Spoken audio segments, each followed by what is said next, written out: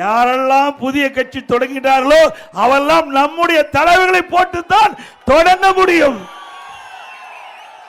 அப்படி நம்முடைய தலைவர்கள் உழைத்த உழைப்பு, மக்களுக்கு செய்த சேவை, நாட்டிற்கு போட்ட திட்டங்கள், அதனால் மக்கள் பெற்ற நன்மைகள், அதனால் இன்றைய தினமும் மக்கள் மனதிலே வாழ்ந்து கொண்டிருக்கின்ற ஒப்பற்ற தலைவர்கள் தொடங்கப்பட்டு கட்சி அதிமுக கட்சி.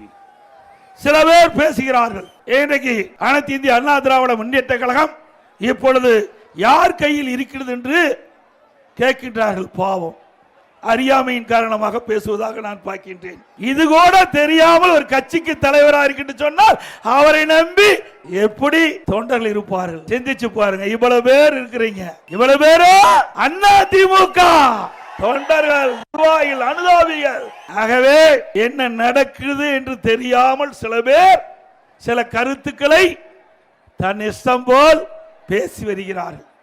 ஆனா அதிமுக அப்படி இல்ல. நம்முடைய தலைவர்கள் தோற்றுவித்த கட்சி.